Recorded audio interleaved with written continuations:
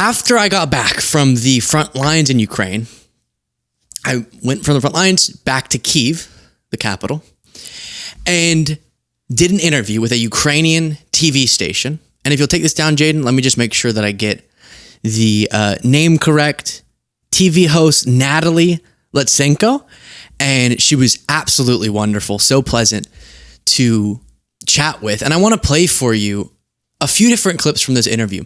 A really unique experience to have just gotten back from one of the most dangerous places in the world, to have been transparently terrified for my life the entire time, and to have witnessed just horrific tragedies, but spoke to soldiers who gave me a lot of hope for what they're fighting for and their passion. And then to constantly have people come up to me and ask the question as an American, hey, explain Trump to me.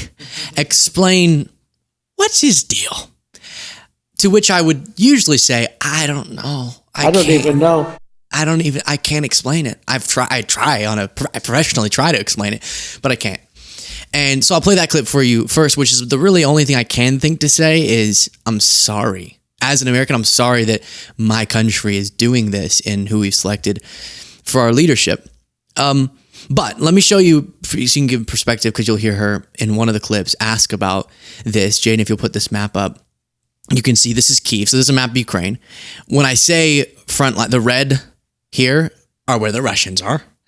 And if you zoom in, this was really close to the red is where we were. So you can see sort of this region, Kramatorsk and the surrounding areas. We went down here, is where we were. And the town that we were in was just being bombarded constantly. And we left one of the towns one day, and right after that, just a huge obliteration assault happened. And so it's just hard to articulate. And I'm going to keep trying over the coming days as we post different conversations that I had to articulate the gravity of that experience and how much it makes me. So obviously you have this just utter disgust at Putin for doing this, at the Russian government. Then as an American, feeling like to see how Trump has handled this all of a sudden becomes so much more personal and makes me so much more devastated that we've let down in many ways. Not completely. It's not like Trump cut off all support, but we've let down in many ways Ukraine. So here was one of the moments from the interview that I showed you earlier in the show, and then we'll get into other things as well. During the meeting in the Oval Office in Washington, the meeting of Ukrainian president with Donald Trump and the European leaders, Volodymyr Zelensky more than 10 times said thank you. And I was watching your video when you were like, yeah, because it felt like it's just a lot of pressure on the Ukrainian president just to do that. So do you think that actually helped? Yeah, well, first let me say to your viewers, to anyone who is understanding the importance of supporting Ukraine and to Ukrainians, I personally, as an American, am really sorry for the behavior of our president. It has made me so infuriated, understanding the power and the consequences of his actions, that his bizarre childlike admiration of Putin caused the first Oval Office meeting. Mm-hmm. And there's a complete detachment for a lot of Americans from the values that I hold really dear. But I do want you to know, a lot of America, I would say the majority of Americans, were horrified by that first Oval Office meeting, and we see the faults, and we're going to punish Trump electorally, hopefully come the midterm elections. But that's not something the U.S. president should have shown on the world stage. And I should say this is Channel 24, the Ukrainian station. And then we move on. I'll just start it from the beginning and play a few different moments, but she introduces it, asks a question. I think this part is really relevant as well. Many international journalists and influential bloggers want to see Russia's war in Ukraine with their own eyes. Luke Beasley is one of them. He's a political humorist and commentator with a multi-million audience. He came to Ukraine to show the world the reality of Russia's brutal war.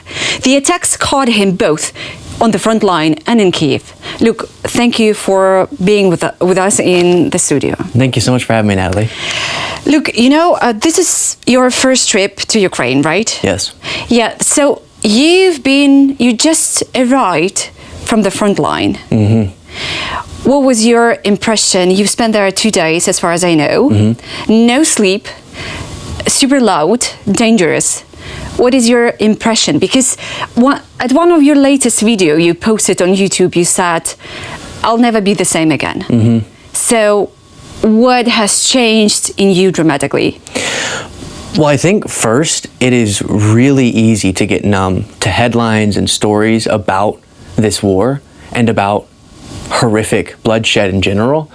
And I think that's happening for a lot of people in the United States, where they're sort of not feeling the emotions that are attached to the reality on the ground. That's a part of why I wanted to go. And so I guess better said, I'm never gonna see it the same, right? I'm never going to detach and treat it just like a story, detached from the real human toll. And I mean, so yes, the last 2 days were pretty scary. And you're constantly wondering, as you're hearing all around you, is the next explosion going to be where you are?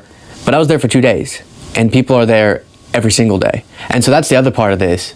To have a total shift in my perspective about the reality. I think it's hard unless you're right in the middle of it to understand the reality of war. And when we say that this illegal invasion by Putin is horrific, that takes on a lot more meaning than ever before. Russia. So before getting to the next part, that's where the first clip was informed from, which is we really do, and this is just hard to put into words properly. Honestly, just get ready. I'm going to keep saying this. I've really been struggling. I've been writing a bunch down, my thoughts, and trying to then express those the best that I can. But it's so difficult to take the English language and use it to transmit to all of you the emotions and the experience of being face to face with that.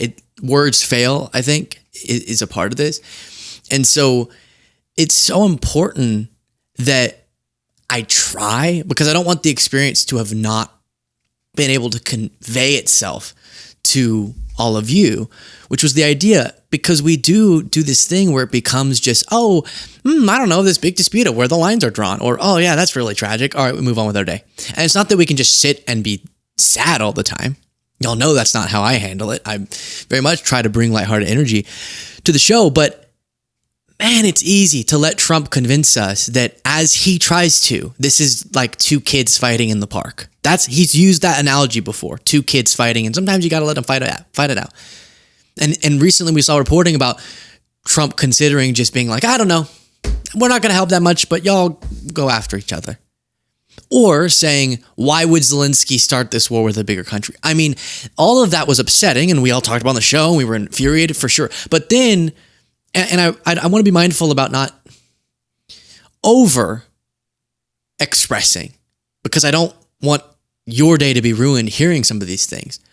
But the brutality to see the bodies being dragged out, or to hear the sounds of people being killed, or to speak to numerous soldiers and civilians who all know people who have been massacred by the Russian government, to hear the stories of what it is that Russia does when they occupy, the torture, the attempt to obliterate human lives and the attached culture and communities, the kidnapping of children, the mass killings of civilians. And that, if we can connect a little bit with that emotion, I think then it informs why we should be so passionate about, as the US, this global superpower, being so strong in our support for a country that, and you're going to see this in clips once we get them all ready and are able to post them for you. A lot of work goes into that because we have to translate and we have to blur people's faces and protect people's identities, etc. But multiple soldiers told me we're fighting for what America stands for. And I might say this in this interview eventually. And the importance of us on the world stage supporting a country that just wants its freedom, wants to live its life not under Russian occupation and brutality by the Russian government, is so critical for the future of the world, the future of democracy, and the lives of the people at stake here. And the path to that is not kissing Putin's ass, which Trump seems to think. We've seen Putin just uses and then ramps up. He's literally ramped up the killing after Trump lets him have some slack, after being convinced that, maybe he wants peace. The path is Putin's failure. Here's more. Propaganda. Oh, and while we watch this, if you do appreciate the show and appreciate just what I'm trying to do to bring you the reality on the ground. And again, I keep saying this, but I just want you to know there's a lot more that we'll get to share with you over the coming days. Please do support the show in the free way, is just clicking the subscribe button. That is incredible on YouTube. And then you can go a step further and get members only content by clicking the join button.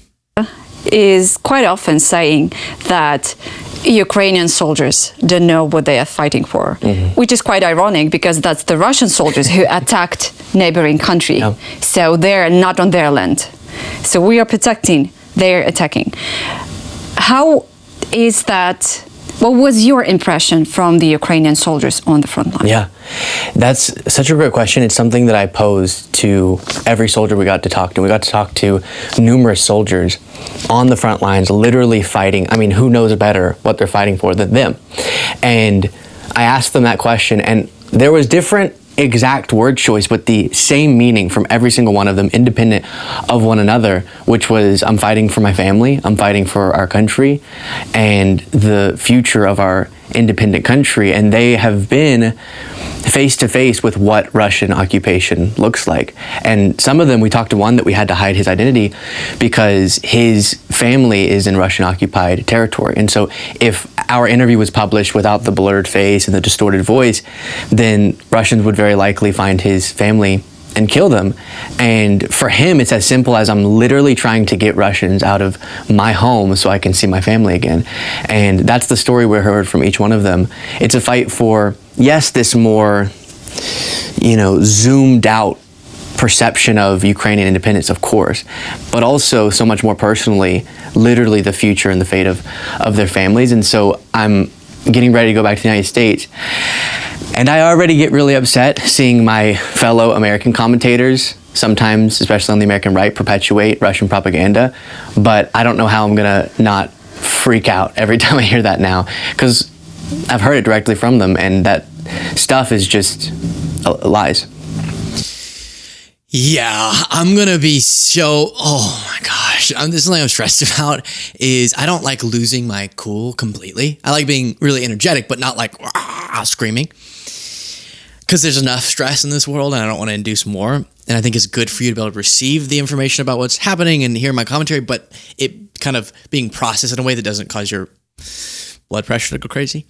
But after having the experiences that I did, I don't know when I hear some of these right-wing voices who just go full pro-Russian, or when I hear Trump do that, about this admiration for Putin that is not just an admiration and not inherently bad that he likes Putin. It's that they then distort the facts to serve that narrative. It's gonna be so hard to not feel violent. Hear me. I'm not gonna get violent, but not to feel violent. Okay? Do you know?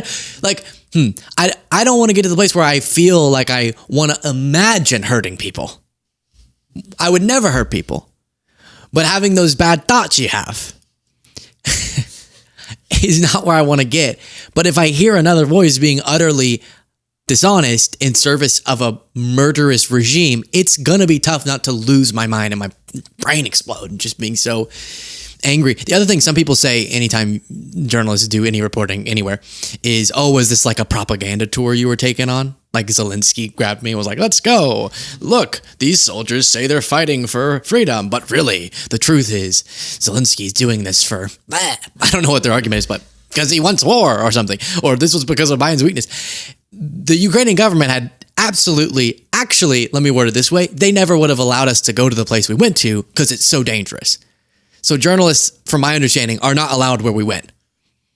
And it was just, my friend has a friend who brought us totally under the radar, which was a scary part of this because no official authority was looking out. It was just us totally independently going to this extremely dangerous place that the Ukrainian government would never facilitate. So it was really just popping up and right there talking to a soldier without any preconditions or any, advance notice even that we were going to be there. And so the reaction over and over from them was, why are you here? What are you doing here? You and your swishy white boy hair, what are you doing here? I'm like, I'm Luke. Should you be here? So that's another little part of this I wanted to address. Here's more. What is the main message you're going to bring to the United States from Ukraine? This is a fight, as I was told directly from soldiers, for the very principles that Americans are supposed to fight for. Multiple soldiers told me, we love what America stands for, at least what it's supposed to stand for, sometimes failing recently. And what we're fighting for here is exactly what America has fought for in the past. And so giving up on Ukraine as Americans would be giving up on the very pillars of what's supposed to make being an American an American. And that's what I referenced earlier. It's shocking, stunning, because I've articulated that, hey, if you whittle down our basic principles that are supposed to make us patriotic about being American, that's to the nth degree what Ukrainians are currently fighting for. My gosh, what's a more clear, concise conflict ever? And then to hear that, to literally ask someone a question, it gets translated. The soldier then speaks in Ukrainian or speaks in Russian to the translator. Then they say it to me, and then it's exactly what we've been saying. Was a mind-blowing experience. And it's so heartbreaking. I said this in the interview multiple times, that too many in America, not just on this, but on basic principles of even being okay with how Trump is governing, are running away from the things, the pillars that are supposed to make being an American special or make being patriotic rational. And they're giving up on the things that are supposed to inform that. How it's to live with next to Russia. Witnessed how it's to live next to Russia. What shocked you the most regarding Russia's war in Ukraine? The utter and complete inhumanity. Again, we Americans and just people across the world, we see these stories. It's horrific. You kind of you know that, you feel that, but then you move on with your day. And then there's this constant presence, and even Trump, our president, falls for or aligns with these talking points all too often that make it sound like what you referenced earlier. This is kind of just a dispute between a couple countries. They're both kind of caught up in it, and it takes two to tango, he'll say, and we don't really, maybe we just let them fight it out. Who's to say? And my hope is even the most Russian-aligned figures in America, if they saw what I just witnessed, would cut that out, because you realize the stories that I was hearing from soldiers and civilians, what Russia does whenever they not just invade, but then occupy. Some of it I don't really want to repeat, but just the most horrific treatment and killing of people that you can imagine. All for, not because they're being threatened at all, not because of any rational reason, but just Putin's expansionist, invasionist ambitions. And there, I think in America or in world history, there's fewer simple in its morality conflicts about who is in the right and who's in the wrong. It's interesting. The guy here on screen, it feels like he's really similar to me. I feel like he keeps saying the stuff I was saying. Weird. It's funny because just the way YouTube works, I can't just play this whole interview for you. That would be a copyright violation. So I have to add my own commentary. But then I just said something and then I play it, and that's what I said there. I'm like, well, that was dumb. Why do we don't have to double it up there? You keep stealing my lines, dude. Hey, that's what I was going to say. So, right on. That's what I was trying to say earlier. Okay, here's a little more. Putin couldn't take Ukraine in 3 days in more than 3 years of full-scale invasion. What do you think could make him to abandon the idea to conquer Ukraine? What steps from your perspective? Destabilization in Russia. This is why it's so important that America steps up and puts every single bit of pressure possible economically on Russia, and then in military support to Ukraine, obviously, as well, because Putin has no regard for his own soldiers' lives. He'll just keep throwing bodies at this. And even failing over and over, like you said, as he has. A lot of people miss that. He has failed over and over to do what he set out to do.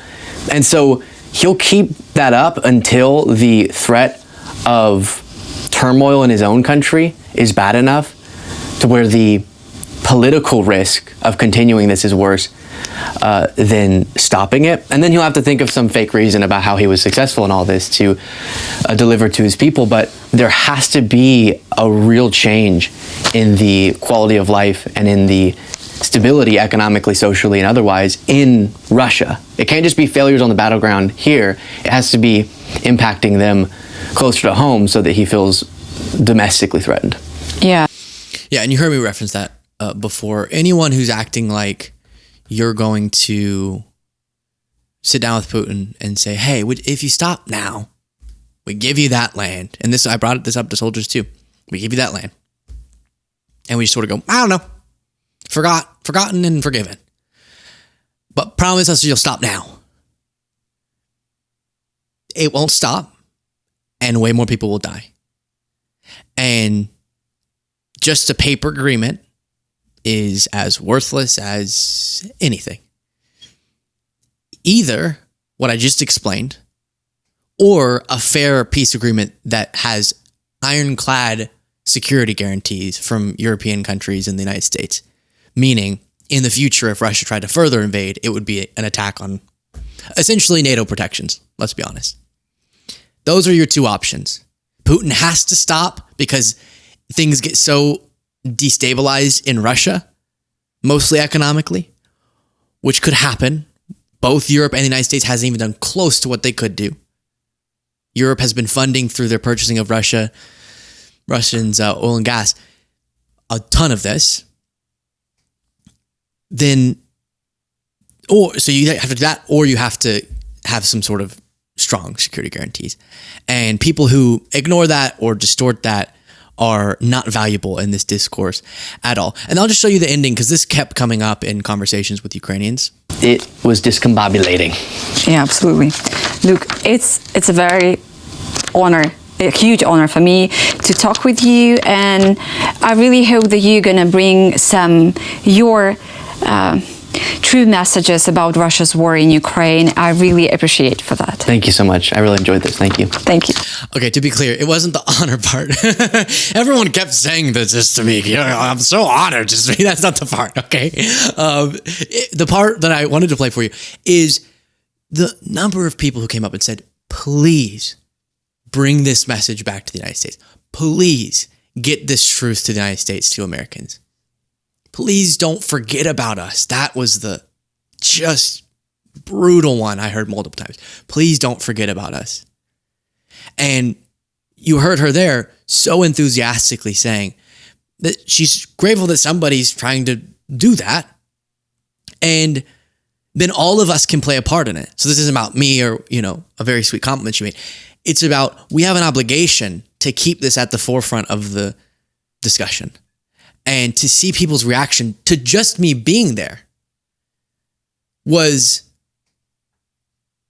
such an experience, because they are feeling like the U.S. is kind of turning which is true. The U.S. government is turning away, is forgetting, is not caring. And so over and over out here, please bring this, if you can play any part in making more enthusiastic the support and people's recognition of what's happening here, then that would be a huge service. And my response is, of course, and I'm so sorry that more people aren't.